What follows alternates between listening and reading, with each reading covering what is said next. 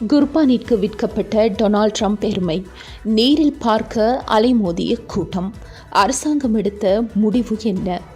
பங்களாதேஷில் அமெரிக்க ஜனாதிபதி டொனால்ட் ட்ரம்பின் தலைமுடியை ஒத்த பொன்னிற ரோம கற்றையை கொண்ட அரிதான வெள்ளை எருமை ஒன்று சமூக ஊடகங்களில் வைரலானதை அடுத்து தியாக திருநாள் குர்பானியிலிருந்து காப்பாற்றப்பட்டுள்ளது.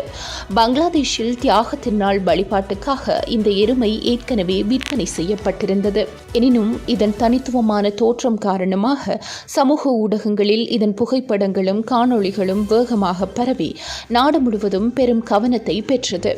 அமெரிக்க ஜனாதிபதி டொனால்ட் ட்ரம்பின் தலைமுடி அமைப்பை போன்ற பொன்னிற ரோமத்தை கொண்டிருப்பதாலேயே இதற்கு டொனால்ட் ட்ரம்ப் என பெயரிடப்பட்டதாக அதன் உரிமையாளர் தெரிவித்துள்ளார். சுமார் 700 கிலோகிராம் எடையை கொண்ட இந்த அரிதான வெள்ளை எருமையை நேரில் பார்ப்பதற்காக அது வைக்கப்பட்டிருந்த பண்ணைக்கு பல பகுதிகளிலிருந்தும் பெருமளவிலான மக்கள் திரண்டு வர தொடங்கினர்.